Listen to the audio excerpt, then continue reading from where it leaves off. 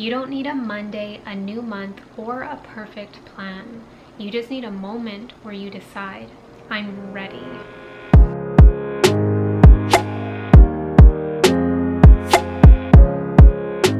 Hi sweet souls, welcome into my video. If you are new to my channel, my name is Abby and I am doing a 30-day challenge right now that I'm calling the Holy Shift, where I'm shifting my entire freaking life. Today is day 7, so I wanted to do a little bit of a recap of what I've learned besides what I've shared so far. Number 1 is that you can start anything at any time. How often do we wait for the perfect moment to start something? We wait for the Monday, we wait for the first of the month, we wait until the new year, we wait until it's after the holidays, we wait until we feel more ready, we wait until a better time, the timing is more perfect. But there will never be a perfect time for you to start something. Right now is the most perfect time to start anything. And for myself, I started this challenge on a random Wednesday. I just woke up in the morning and I had an idea that I wanted to do this, but I didn't know when to start it. And when I woke up on this Wednesday, I was like, today's the day. There is no better day than today. So don't wait. You can do anything you want whenever you want to. You just need to decide. The second thing that I'm learning is that expanding is uncomfortable. There are moments when I am stepping into my higher self that I feel like, ooh, I don't want to do this, because it's unfamiliar, because it's not my pattern. It feels really uncomfortable, but I will tell you that the uncomfortability that comes from playing small is far greater than from expanding. From expanding is like ripping a band-aid off. It's quick, it's temporary, it's momentary, whereas playing small slowly eats away at you until you are empty. And for example, I have a really hard time with like confrontation and conversations. I feel small in that I always shrink back and go within myself and put up all my walls, and I stay little.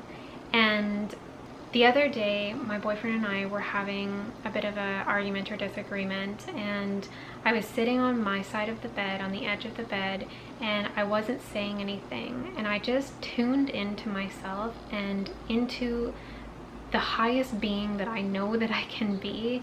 And I said, what would you do in this instance if you were me? And I closed my eyes.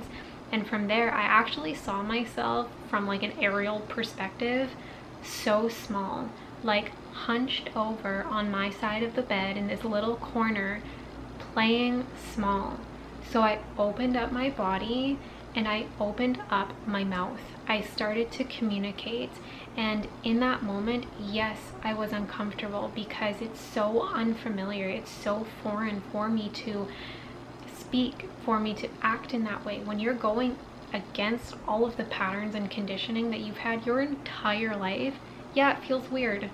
But the uncomfortability of staying in that pattern, of staying in that smallness, feels way worse. So that's something that I'm learning, that you can just 1, 2, 3 rip that band-aid off and expand. You don't have to give it time. You don't have to wait until you're more ready. And something that I think people are so afraid of is changing overnight, because they aren't used to that version and nobody else is either. But it's not something that you need to slowly build up to.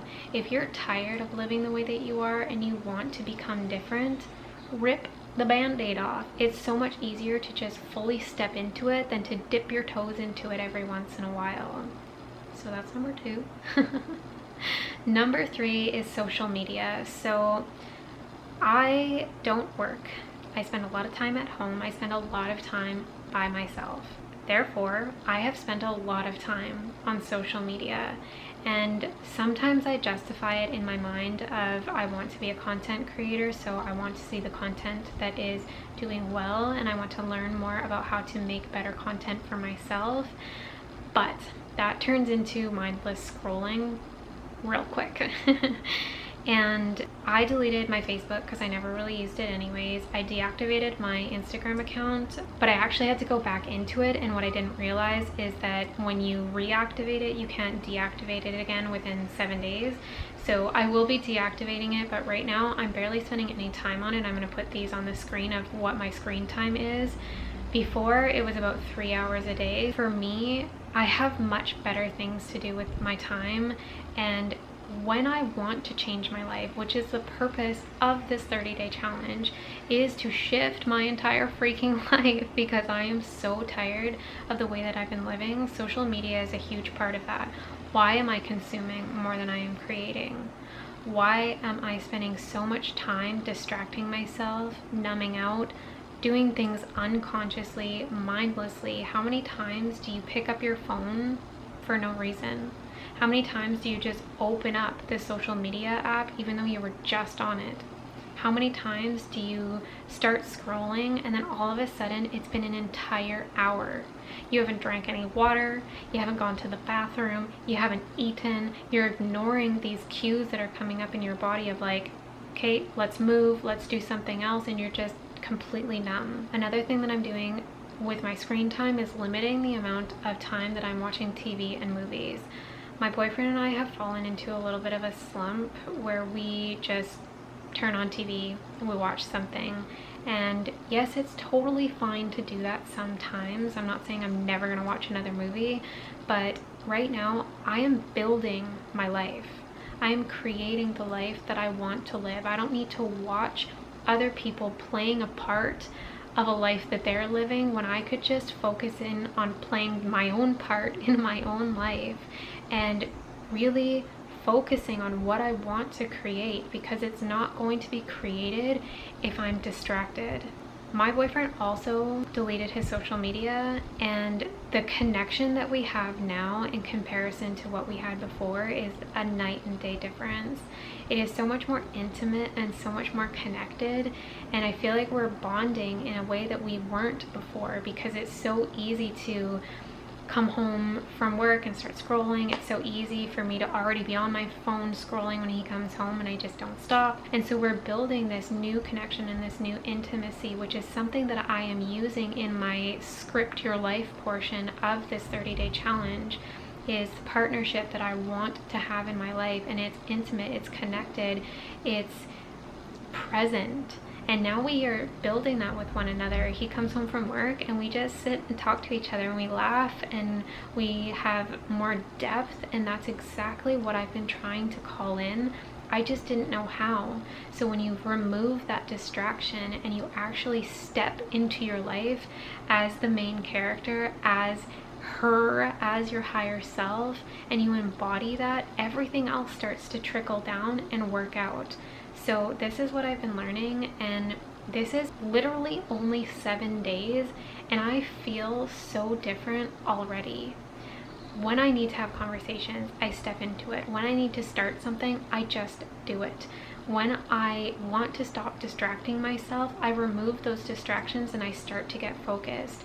My days are so full now, and at first I was worried that it would feel too structured and too scheduled and too rigid, but it feels expansive. It feels like, yes, it is full, yes, it is busy, but it is with purpose. It's not busy because I'm scrambling because I just numbed out for 3 hours on Instagram. It's busy because I planned it, because I structured it, because I am changing my life. And I love that. I love the way that I'm starting to feel. I'm not just sitting here while life happens to me. I am making life happen. So if you need any motivation to start something, start it now. It could be in the middle of the freaking day and you can start whatever you want. You want to lose weight? Start right now. Have a healthy meal. You want to have a better partner? Become a better partner. You want to change your finances? Remove the distractions that are keeping you from starting anything new. from getting a side hustle, from starting a YouTube, from creating a business, from applying for a new job. The distractions are keeping you from feeling what you don't want to feel, what you don't want to face, what you don't want to look at. And that will never, ever change your life.